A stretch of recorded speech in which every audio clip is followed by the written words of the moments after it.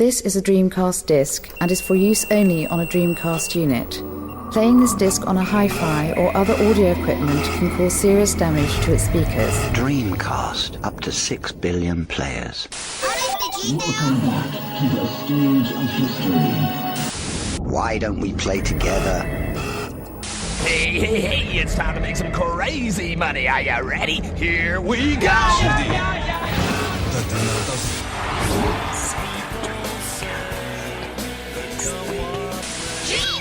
Please stop this disc now.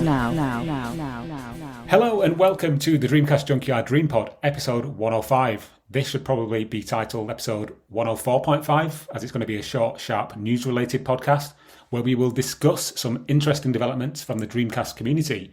My name is Tom, and this time I'm joined by Lewis to delve into the world of Dream News. Hi, Lewis. Hello, Tom. Hello. Happy to be here. Excellent. Yes, as I say, we're going to just jump into some news on this episode and keep it fairly tight, probably to hopefully around the half an hour mark. But first up, Lewis, I just wanted to mention that Lock On Issue 3 is out, and you can purchase it from the Lost in Cult website. If you just Google Lost in Cult, you'll find it. And if you're listening to this, I'm going to assume you're a fan of the Dreamcast, and Lock On Issue 3 is a Dreamcast special. And it also, full disclosure, features some articles written by some of the team from the Dreamcast Junkyard, including me, Lewis, who wrote a great retrospective on D2, and also Rich, who penned an article on Res. There's an interesting reference to when he threw his Dreamcast in a wheelie bin, which he spoke about on a recent episode. So that's nice for that to be recorded in print form for posterity. And of course, Andrew, one of our other co-hosts, he is the editor-in-chief of Lock On. So naturally, we just wanted to give it a little bit of a mention here on the DreamPod. Yeah, just to add to that, actually, Tom, is that I believe that the Lock On, the Lost in Cult guys actually were selling some leftovers as well from on their site. So it does look like a lot of so it was basically like certain copies of the journal that were maybe dinged up or whatever. They weren't kind of suitable to be sending out to backers. Maybe there was some kind of cosmetic issue with them. So I think they were selling a few of those for a discounted price. But at the same time, there's a lot of things that were featured in the Kickstarter that maybe if you didn't get them as part of your pledge, like the stickers and the CD and all these different little bits and prints and things like this. So if you are interested in any of them, then you can get that on the website as well. Yeah, good shout. Yeah, like quality seconds almost. Yeah. The broken biscuits. Yeah.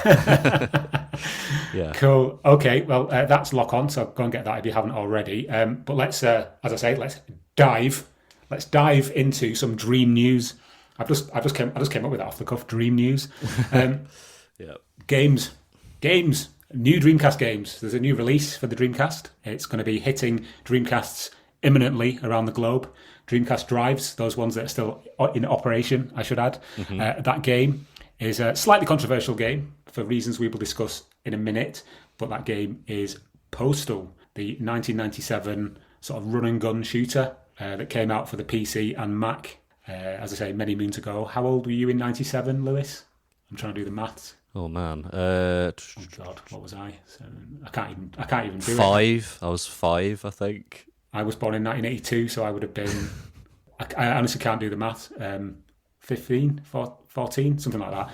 Anyway, that just shows how terrible I am at mental arithmetic. But Postal may have been on your radar more than me at 5. Yes. I'd be questioning the parenting choices if you were exposed to Postal at that age. Yeah. But yeah, Postal is a game that was quite controversial when it launched just because of the subject matter. You basically play a guy called Postal Dude who runs around just indiscriminately shooting people. There is a storyline, but it's not really worth bothering with.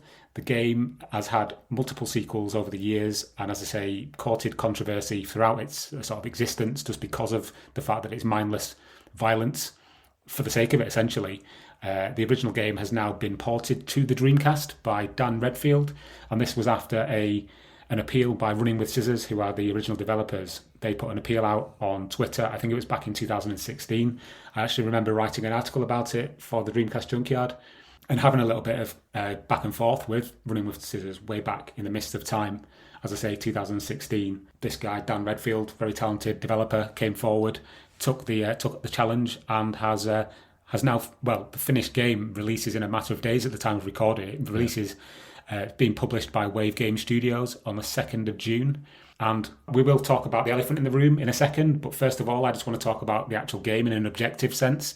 It's an absolutely stellar port of a the game came out in 1997. It was released before the Dreamcast released, so the Dreamcast should and is able to play this game very well. The port is absolutely stunning. This could quite easily be an official AAA.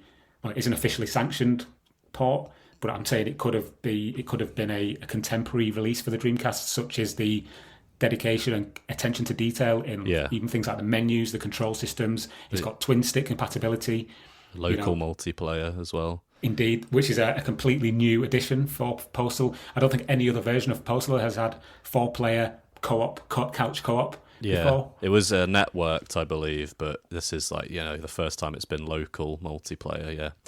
Yeah, and just from a technical standpoint, I mean, I'm going to be honest, it's quite a mindless game. You basically run around shooting people, and the aim of each level is to kill as many people in the population in that stage as you can, and then exit the level and move on to the next one. So it does get a little bit repetitive and a bit boring after a while. But from a technical standpoint, the sort of the hand-drawn levels are like really, really nicely done. The environments themselves are quite interesting to like sort of wander around. Even like things like the animation is quite well done. You've got these tiny little sprites, but they're really quite well animated. And just nice quality of life things for the Dreamcast version are, as I say, you've got multiple controller options just because of the Dreamcast's lack of a second controller stick on the joypad. Mm-hmm. Again, as I mentioned, twin stick compatibility, which is really nicely done. And even little things like the loading times are just so quick. You go if you're in a game and you want to quit back to the menu, you press quit and it goes straight back to the. There's hardly any loading. It's fantastic. So that's really well done. And as I say, this game's getting a full physical release with a manual and a dual case. I believe you've got a copy already, Lewis. Is that right? Yeah, I think a few people who ordered just a kind of standard CD dual case version have got theirs. I ordered at the time of recording, which is on the 29th of May. I ordered the limited one in the nice fragile PAL case, and just for the kind of the statement, I suppose. And I've not got that yet. So, but I did get a nice copy from Wave, who sent me one of the NTSC sort of designs, which is really awesome of them to do that. So thank you, Wave, for sending me that. And on top of that, just a thank you to Wave as well for sending us the digital version, so we could do the review. We have got a review up on our blog now, written an exceptionally well written review by Lawrence Goodchild, who is a new member to the editorial team on the blog. It's a fantastic review, so please do go and check that out. Yeah. Sorry, Lewis, you were going to say something then. No, that's it. Cool. Okay. So that's the game. It's a really solid port. It's fantastic. We can't really not talk about the elephant in the room, which is the fact that, there have been several mass shootings in the recent past. There's atrocities going on in Ukraine. So it's a really difficult time at the moment to release a game like this. And we couldn't really talk about the game Postal without addressing that, at least in passing. Yeah. It's a tough one. We did talk about not publishing the review just in light of these events that have happened recently, but the decision was made to go ahead and publish it because where do you draw the line? You can't predict the future. When could something else happen in the near future where we have to push it back again and again and again, and it's just like these events are happening. It's awful. Yeah, but I mean, my 2 cents on it is like I sympathise obviously with all the awful stuff that's happened recently. It's terrible, and hopefully things can change and prevent it happening in the future. Who knows? But it was a hard one, this, because I don't know if remember, Tom, Nintendo delayed the release of the Advance Wars. Yes. Because of Ukraine. One of the things that's important for us as well is that Nintendo could delay a game and it's no skin off their back. It's quite pleasant of them to to delay it for that reason. It's quite, you know, thoughtful of them. But at the same time, like, you know, Wave, who released this, you know, they're a small studio, and, you know, a loss, you know, delaying something like this could be like a loss for them. And, you know, we want to support them as our friends, and, you know, as people in the Dreamcast community who are bringing us a game like this on the Dreamcast, you know, as a port that we never thought would happen. You know, we want to support Dan Redfield, who's worked tirelessly for this release. So, you know, that's our job, I suppose, as the Dreamcast Junkyard, is to champion, like, you know, our friends in the community. And but yeah, obviously it came, you know, it was going to come out on June the 2nd, you know, because the pre-orders went up months ago, and it's just so unfortunate that, like, this all this stuff happens right now, you know, just when it's ready to release. So yeah. It's a hard one, but and it's interesting as well to note that the game, when it was released in 1997, drew a lot of criticism because of the subject matter. Yeah, and even the name of the game came around from, I'm sure you know this already, from, you know, a series of shootings that were revolved around the US Postal Service. Yeah, that's where the name Going Postal comes from. So whichever time period you live in, you're always going to have these kinds of tragedies for reasons that I'm not going to go into here. But yeah, again, as I said, I know I'm repeating myself, but Scott, where do you draw the line? When do you not release something for a certain amount of time because of current events? Yeah, it's a difficult one. It's yeah, I mean, I suppose Grand Theft Auto is a game that, it's weird actually, because like something like Postal being re-released makes us think about, you know, oh, that's such a terrible subject matter for a game. But at the same time, like, I can't remember the last time a Grand Theft Auto game was released and there was really that much controversy. Like Grand Theft Auto 4 and 5 were released to like worldwide acclaim, and, you know, all of the kind of controversy that the first few got just kind of doesn't seem to be there anymore. It's like the culture in gaming and acceptance of games like that has shifted, and it's you know, you could say Grand Theft Auto is similar to Postal in what you can do in the game, I suppose. Yeah. So, although the remastered versions did bring their own controversy because they're absolutely broken when they released. So there is that. My cousin was like, oh, he messaged me randomly. He was like, oh, what do you think of these new versions? And I had a friend at work who said that he thought they were all right. So I said, look, I've got a mate who said they were all right, but I've heard, you know, certain like characters' faces look weird and stuff. And then like a few weeks later, he just goes, "This game ruined my childhood." Just blunt like that. So yeah, avoid that one, the Grand Theft Auto redos. Yeah. Yes, but don't avoid Postal. Give it a go. It's only $29.99 on the Wave Game Studios website, so check it out. I believe it's going to be released in the US as well at some point in the near future by Video Games New York. Yeah. So yeah, and I think that might be pushed back just because of the fact that a lot of these happenings have happened in the US. So yeah, that's Postal for the Dreamcast. It's a great game, and it's a really great port. So please do check it out. Yeah. Should we move on, Lewis, to our next topic? Yes. Do you want me to take the lead on this one? Yes, please do. Yeah, you have the floor. Yeah, so speaking of a Dreamcast game that was controversial, the Textorcist, I believe, was it The Story of Ray Bibber, something like that? Yes, yes. I just call it the Textorcist. I forget that it has a subtitle. Yeah, me and Mike, I think we discussed on a recent episode how the main guy is a bald priest, and he has more than a passing resemblance to the guy who used to present Fortean TV. Right. I can't remember his name off the top of my head. The Reverend Lionel Fanthorpe. That's him. Yeah, he looks more than a passing resemblance. But yeah, I'm not saying that they copied his image or anything like that. Sorry, go on.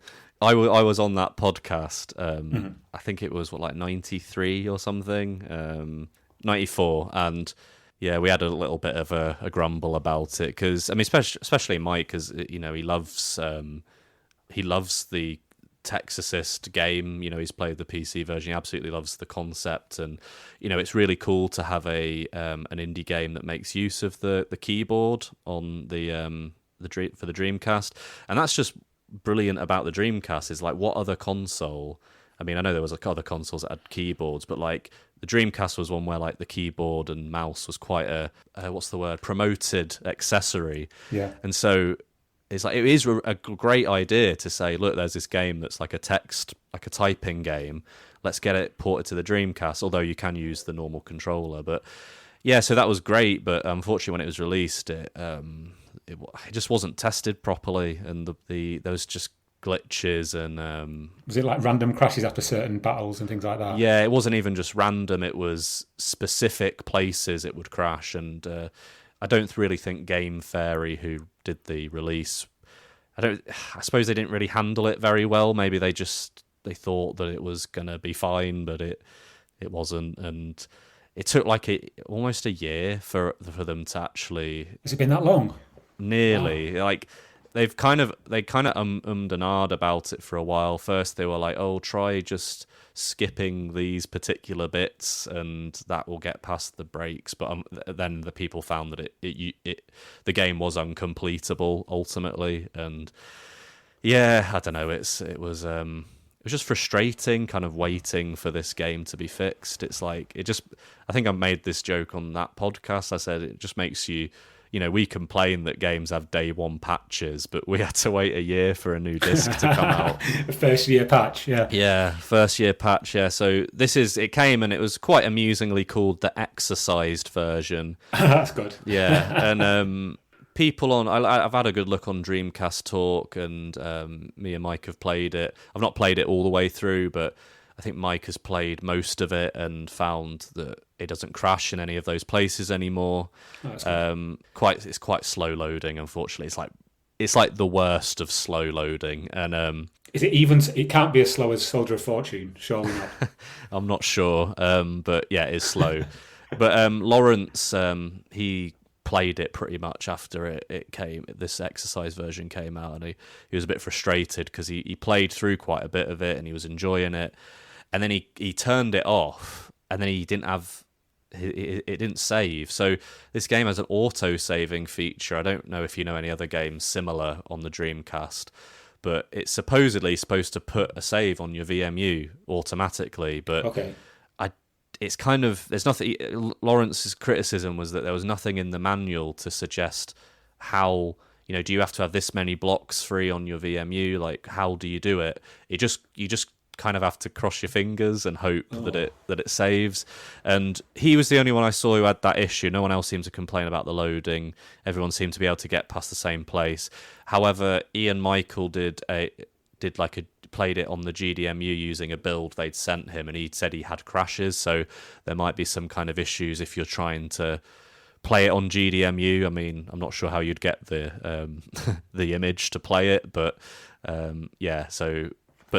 as of now, the CD versions seem to be okay. It's just kind of, I don't know, I'm a bit exhausted with this whole release. It's like, it could have been a really kind of good release come out. We all praised it, but it's almost like the game that cried wolf. You know what I mean? It's like, it's done now, or it's still broke. It's done now, it's still broke. How did it come? Was it literally just the CD in a jiffy bag, or was it another copy of the game proper, like a full copy? It was in a sleeve, like it had its own sleeve printed. Okay. And the idea was obviously you just put it into your version. It was you basically had to you had to hope that they'd send you an email, and a lot of people for some reason didn't get the emails, and it was just a bit weird, but so not as comprehensive as when Sega had to reissue Metropolis Street Racer, and you had to send your copy back, and then they'd send you another copy in the post because without all the bugs in it. It was I just put this CD in my case and put the other one in the sleeve. Yeah, that's it. Excellent. Speaking of reissues, not really the same kind of thing, but I believe there is a version of Yeah Beavis 2 by Wave. The original version that was printed, the discs didn't have the Dreamcast logo on them. Oh, right. So they actually got the game reprinted. So there are some without the Dreamcast logo on the disc, and they are now, well, I would imagine in the future they'll become the sort of the sought after ones, because they still work, but it's just not got the Dreamcast logo. It was a printing error, so the reissued version has got the correct printing on it. So I would imagine those ones will become the collectible ones weirdly in the future. So it's a nice little bit a tidbit for you. I don't think any of Wave's releases will have the swirl on them anymore, just because I think they wanted to avoid any kind of legal issues. Like the Postal release I've got doesn't have the swirl on it anywhere. It's completely gone. Even on the spine, it doesn't say Dreamcast. So it's a bit of a shame, really. But I suppose we don't want them to get any heat from using any like logos or whatever. So fair enough. That's fair enough. Yeah. Okay, cool. Shall we move on then to some more interesting information coming from the community? It's purely community driven, this stuff. PC Wizard is going to get his name mentioned quite a lot. PC, I know you listen to this podcast. When are you coming on? I know you can't answer me directly into your microphone or whatever, because this is a podcast that we've recorded, but come on, bro. It's been how many years now? I'm trying to get you on the podcast. I'm going to get you on this podcast by hook or by crook. Anyway, sorry, Lewis. please continue. Yeah, well, PC has been very good. He has a particular skill. Me and Tom here we were debating how he initially starts off conversations like these, like the conversation that got us. What was the game that was like Choo Choo Rocket that was released? DD Planet. So he found someone involved with that and managed to get that released online, and it's just it's baffling how he does it. But he's basically says he's spoken with former Dreamcast developers over the years and gathered bits of info regarding cancelled games. So there's a lot of games, like for example Castlevania, where we wonder if it ever existed, Agatha, that kind of thing, and then obviously they get put online and we're like, wait, that's brilliant. So he's compiled a list. It's on a Dreamcast Talk forum thread where he's listed a load of games that have always been rumoured to have been on the Dreamcast, and he's basically figured out through contacting Dreamcast developers from back in the day whether they actually were actually in development, or if it was just we're looking into putting it on the Dreamcast. And there's a few things here, I'm not going to name them all, but like Age of Empires 2, he got a confirmation there that it was in development for the Dreamcast for 1.5 years, but was cancelled due to performance and memory issues. Small maps used 98% of RAM. I actually really like Age of Empires. I would have loved to have seen that. Would have been good if you could use the mouse with it. But yeah, there was a similar issue with Heroes of Might and Magic 3? Yeah, wasn't that the one that came out recently that was discovered? Yeah, that had issues with memory, didn't it? Yeah, that was if I remember people who played that, it kind of ran a bit kind of funny, didn't it? It wasn't perfect, of course. It wasn't finished, but yeah. And there's a few others here. Like unfortunately, there's a few here that would have been really cool, such as SSX. But he got a confirmation quite recently, actually, that it was the Dreamcast was the original target console, but the prototyping was only done on PC, so it never actually went into development for the console. So that's a shame. But there are some games on this list that I didn't even know were rumoured to be coming to the Dreamcast. So Turok 2, for example, I'd always assumed that was purely an N64 and PC game. I didn't know there was ever any hint that it would come to the Dreamcast. Some of these as well, such as Conflict Desert Storm, that just seems to be too late for the Dreamcast. I mean, Dreamcast was well dead in the ground before that game came out. So why that would be a rumoured title, I don't know. And then what was the other one I saw? Oh yeah, Star Wars Super Bombad Racing.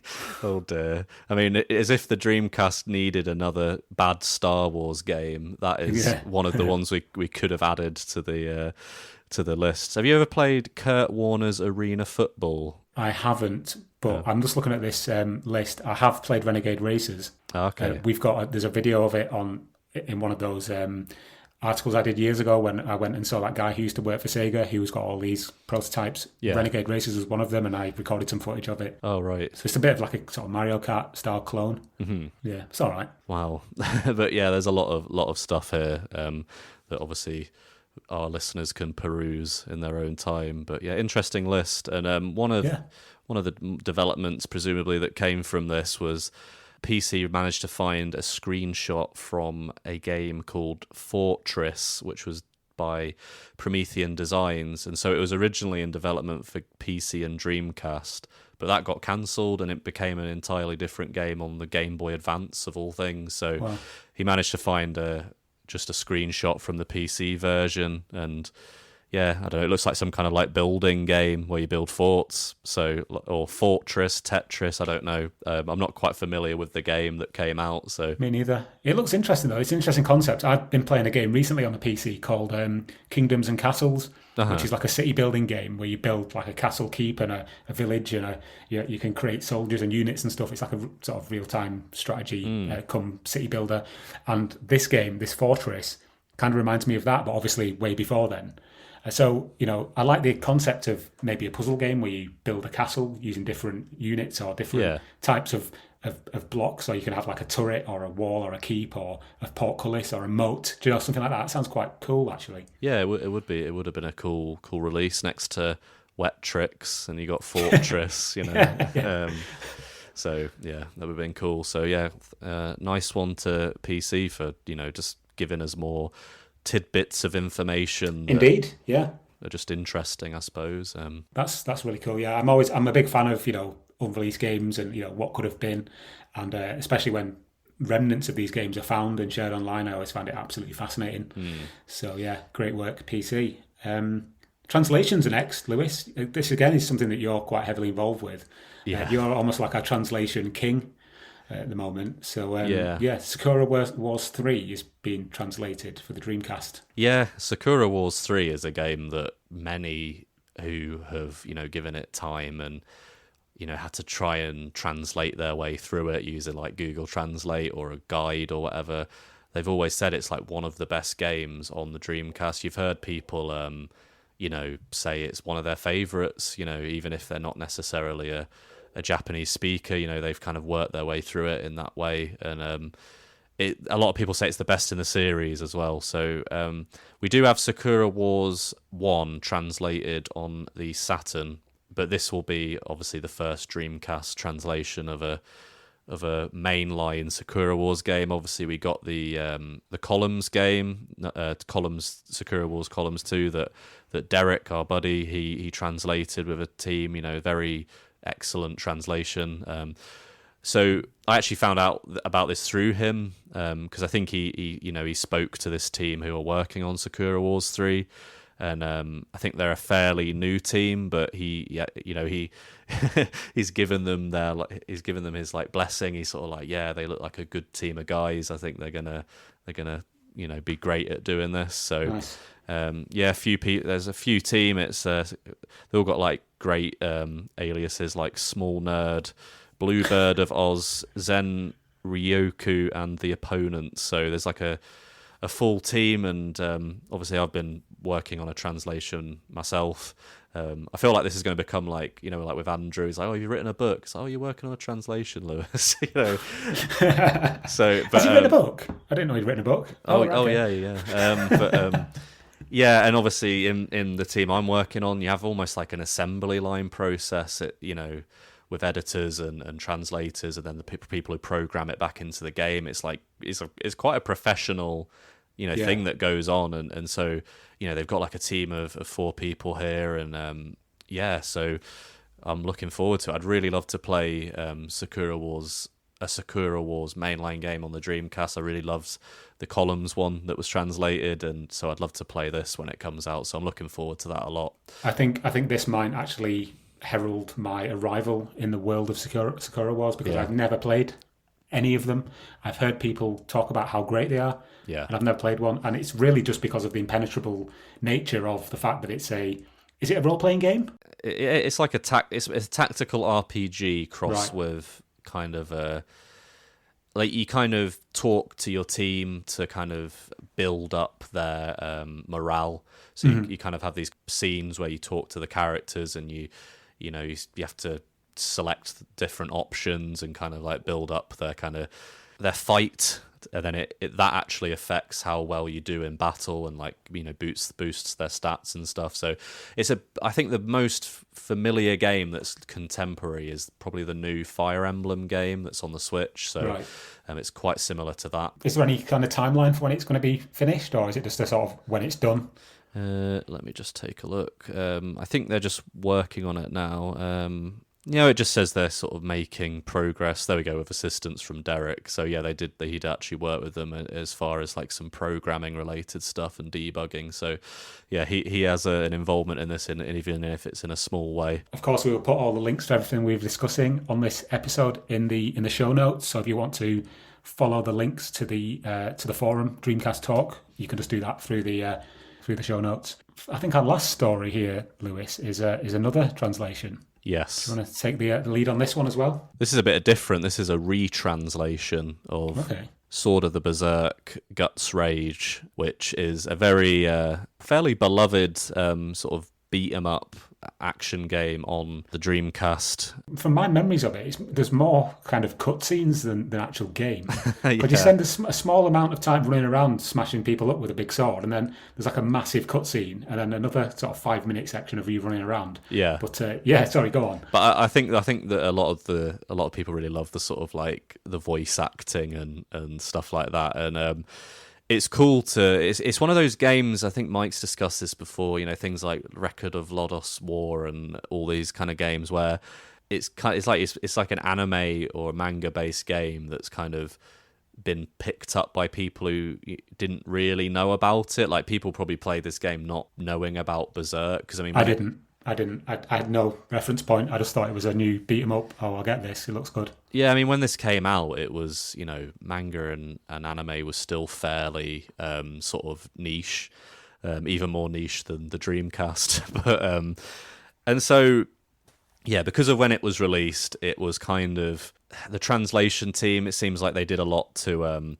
try and make it accessible, and as a consequence, it kind of loses a lot of the lore and the sort of accuracy that it should have, and so this is absolutely a labour of love. So this translator called Vimiani basically retranslated it and made it more accurate to Berserk, the manga, which is a beloved series. Unfortunately, the artist and the creator of it died. I think it was about a year ago now. But so I don't know if that was something that prompted the them doing this as kind of a tribute. But so I've just got a quote here. It says that this game is a side story of the Berserk manga series, which was written by Kentaro Miura. That's the person who, like I say, passed away, unfortunately. And the game was localized under the name Sword of the Berserk Guts Rage. And it was the first piece of Berserk media to ever receive an official translation, 2 years before even the anime was dubbed, 3 years before they actually released the manga in the United States. So because of that, it's kind of suffering as far as the lore, and it's not as accurate as it could be. So this mega fan of Berserk has basically made the game accurate to the series. So, but there is kind of a caveat to that, and they basically said, like, it's probably not worth playing if you want the story, unless you're like a fan who has read up to, the point at which the story in this game starts. So that is it. So we did say on Twitter, this is the definitive version as far as its kind of translation, but a lot of people, probably might prefer the original because it's more easily accessible and is a bit funny, there's niche, and then there's niche, and then there's niche, yeah, which is exactly. This, Christ. I've got a story about Berserk. I think I'll regale it to you now. When I was a youth and the Dreamcast was contemporary, I took a bus ride into my nearest town, which is a town called Manchester. You may be familiar with it, Lewis. Oh, yeah. Yes, I went into town and I purchased a copy of The Sword of Berserk Guts Rage, and I think it was Resident Evil Code Veronica, 2 games. On the return journey on the bus, I was mugged by a group of gentlemen. They threatened to pepper spray in my face if I didn't give them my bag. The bag contained Berserk and Code Veronica, so they got away into the night, cackling as they went. So yeah, I was mugged for my copy of Berserk. I did get it again, a couple of weeks later when I had the money again. But that's my little story about Berserk Guts Rage. I wonder what happened to that copy of the game. Yeah, like, I wonder if they played the Dreamcast, maybe. I know. Yeah. Maybe they mugged someone else for a Dreamcast, and they were like, the puzzle is complete, Ill-gotten gains kind of going around Manchester looking for somebody with a VMU so they could mug them. It's like, so they could save the game. I can't save on the copy of Berserk that I nicked off that guy. Oh man, how inconsiderate! He couldn't have a VMU in his bag as well. Yeah. Oh God. Oh, that's not a fun thing to happen to you, Tom. I'm sorry to hear that. No, I've got several of these things that when something happens and you attach a memory to it. For example, another one is that the song by Manic Street Preachers, "Motorcycle Emptiness," is quite a niche song. I'm sure people listening to this won't know what it is, but I remember listening to that when I was on a bus home once when I was really hungover. Mm-hmm. And every time I listen to that song now, it reminds me of the feeling of being hungover. But it's a great song as well, so I have to force myself to listen to it without feeling nauseous. You know what? I just realised that you've on a previous podcast you mentioned that in passing, and now you finally told us the story about the arc. Yeah, the arc is complete. Yeah, just like Berserk, the story arc is complete. Yeah. It's sad that you lost your old copy, but now you can play a very obscurely kind of passionate fan project that allows you to follow on with the lore of the anime that you'd probably have to watch first. So yeah, and I'll try and patch in Motorcycle Emptiness to that version as well to make it the ultimate kind of personalized version just for me. Yeah. Anyway, before we get too niche, I think that's pretty much everything we were going to cover on this episode, isn't it? Yeah, there was one last thing just to mention. A pal of ours, Pizza Hotline, who creates music. I just wanted to shout him and his project out because I know it's really exciting. He's released this awesome album called Level Select. You can actually buy it at the moment, a digital version of it. And it was actually released physically recently, and it's really cool. Like, I'm really gutted I missed out on this, but this label called Cityman Productions released this like really cool version of it where it was in a PS1 case, and it even had like the black on the bottom of the disc, like the PS1 games. Yeah, and that's really cool. And he was sharing this for me, and I've always been very supportive of his music because it's really cool. It's this particular release, this Level Select album is, what I'm trying to think what kind of genre of music you'd call it. Kind of like electronic, kind of drum and bass sort of stuff like that. Sorry, Pizza, if I've got that wrong. But he's made this album and from just because of my association with the Junkyard, he was like, I really want to after the PS1 version I want to do a Dreamcast version. So Cityman Productions are going to release a version that does look like a Dreamcast game. So amazing. It's like a Japanese one, probably, but not in a PAL blue case. No.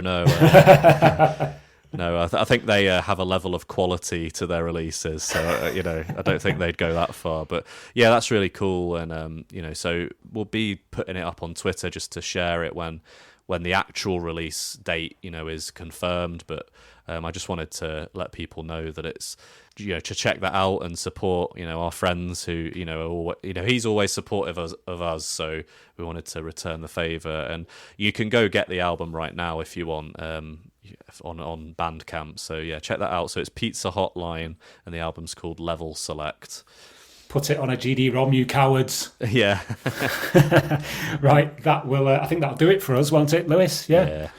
Brilliant. Well, thank you, Lewis, for joining me. Thank you to our listeners for listening to this slightly shorter than usual newscast. We do have some long form or sort of standard episodes coming up in the near future, which are currently being planned. We've got some amazing guests coming up for you as well, so stay tuned. In the meantime, though, you can find all of our articles on the Dreamcast Junkyard blog. It's thedreamcastjunkyard.co.uk.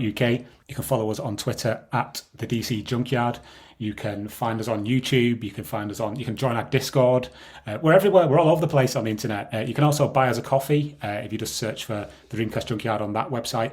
Lewis, you can also be found on Twitter. Where can you be found? At LewisJFC is my handle. Excellent.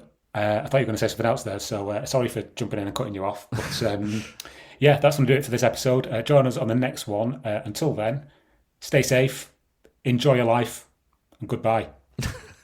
That sounded like that's the last episode. Just enjoy your life. Please stop this disc now.